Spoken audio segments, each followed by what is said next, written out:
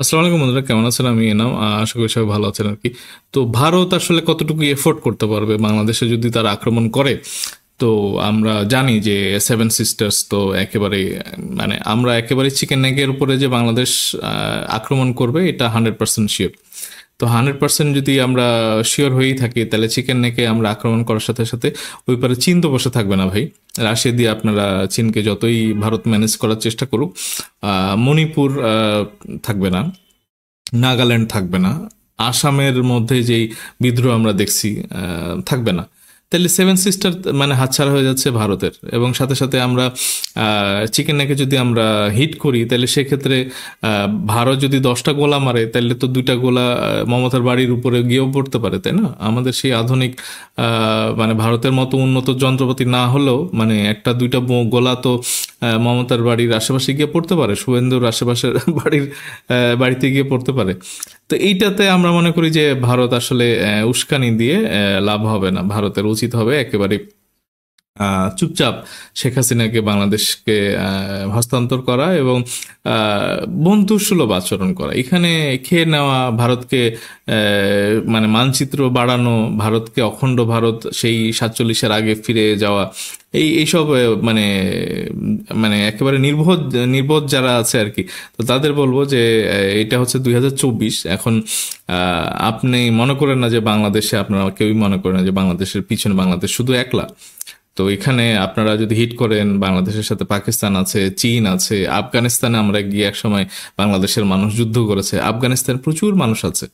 এবং আপনাদের ইন্টারনাল যে অবস্থা, কাশ্মীর, তারপরে খালিস্তান, ওইদিকে উত্তরপ্রদেশে মানুষ মরতেছে, আপনারা মুসলমানদের ঘরবাড়ি ভেঙে দিচ্ছেন, খ্রিস্টান নির্যাতিত, মুসলিম নির্যাতিত। তো আপনারা তো আসলে মানে ভিতরের আগ্রাসন যেটা আছে সেটাই সামাল দিতে পারবেন না। তো আমার মনে হয় যে বাংলাদেশের প্রতি ওরকম মানে টেরা চোখে তাকানোর কোনো দরকার নেই। মানে রক্তচক্ষু দেখালে আসলে ভারতেরই বিপদ। মানে প্রচুর প্রচুর ইন্টারনাল অনেক শত্রু আছে, এবং বাইরে প্রত্যেকটা প্রতিবেশী দেশ এখন ভারতের শত্রু। সেই জায়গাতে এখন বাংলাদেশে যদি আপনারা আক্রমণ করেন, এখানে আমেরিকা আছে, চীন আছে, জাপান আছে, পাকিস্তান আছে, মানে রাশিয়াও কিন্তু আমাদের স্বাধীনতার সময় মানে সাপোর্ট দিয়েছে। তো সেটা তো আমরা দাবি করতেই পারি যে রাশিয়াও আমাদের বন্ধু। তো এখানে আসলে সফল হবে না। ভারতের উচিত হবে একেবারে খুব নিশ্চুপ থেকে আমাদের বাংলাদেশের যে গণতান্ত্রিক যে একটা উত্তরণের প্রক্রিয়া, সেখানে সহযোগিতা করা। এটার বাইরে যদি কিছু থাকে, তাহলে ডেফিনেটলি ভারতের পশ্চিমবঙ্গে যদি কেউ আমার ভিডিওটা দেখেন, আপনার সাজেশন দেন যে বাংলাদেশের এই ভারতের সাথে যে সম্পর্কটা আছে এটাকে সামনে এগিয়ে নেওয়া যায় কিভাবে। আমার মনে হয় যে এটা স্টাক হয়ে আছে, এটা থেকে সামনে আগানো উচিত, এবং মৈত্ররঞ্জন ঘোষদের মতো আসলে হিংসা না ছড়াই, এবং এটা সবচেয়ে বুদ্ধিমানের কাজ হবে যে বাংলাদেশকে একেবারে স্বতন্ত্রভাবে স্বাধীন সার্বভৌম রাষ্ট্র যতটুকু অধিকার আছে সেই অধিকারের বিবেচনায় বাংলাদেশকে এককভাবে ছেড়ে দেওয়া, এবং বাংলাদেশ নিজের ইচ্ছাতে সমস্ত কিছু ভবিষ্যৎ ঠিক করবে, বর্তমান ঠিক করবে। সেখানে যদি ভারতের কোনো সহযোগিতা থাকে, তো সেই সহযোগিতার জায়গাগুলিতে ভারত কাজ করতে পারে। এছাড়া বাংলাদেশকে দাবিয়ে রাখা, মানে আক্রমণ করা, দখল করে নেওয়া, এইসব চিন্তা ভারতের খুব দ্রুতই আমার মনে হয় যে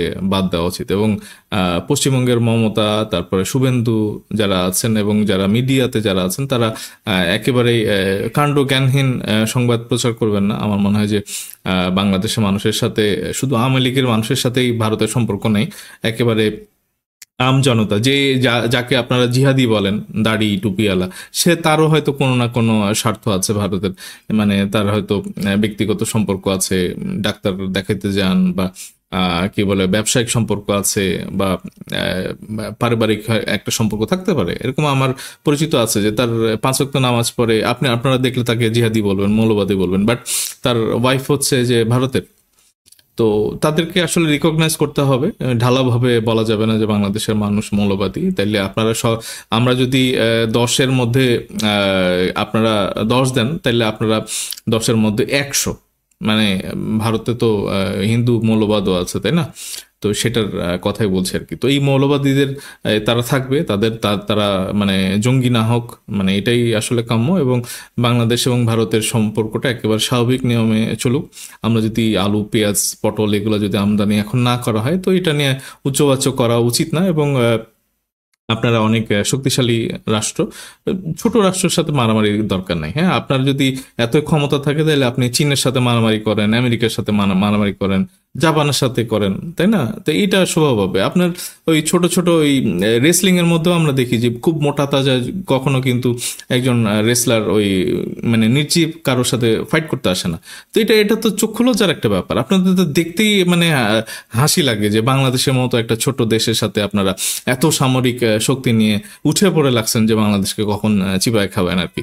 তো এটা খুব লজ্জাস্কর। আপনারা একটু মানুষ হন, আপনারা একটু সভ্য হন, এবং আমার মনে হয় যে আপনারা আপনাদের নীতিটা একটু ঠিক করেন আর কি। আর মৌলবাদী আমাদের মধ্যে নাই, আমাদের ধর্ম অন্ধ আমরা না। আমাদের কাছে খুব স্পষ্ট যে ভারতের মতো উগ্রবাদ হিন্দুত্ববাদের মানে যে রাষ্ট্র, এটা মানে ভারত বাংলাদেশের একটা আতঙ্ক হবে এটা আমরা মনে করি না, বাট ভারতের মতো উগ্রবাদী রাষ্ট্র মানে হাতে গোনা আছে, খুব কম আছে আর কি। তো বন্ধুরা, আমার মনে হয় যে বাংলাদেশ বাংলাদেশের মতো চলুক এবং ভারত ভারতের মতো চলুক, এটাই কাম্য আর কি। তো খুব তাড়াতাড়ি ফিরবার সাথে থাকেন। ধন্যবাদ সবাইকে। আসসালামু আলাইকুম।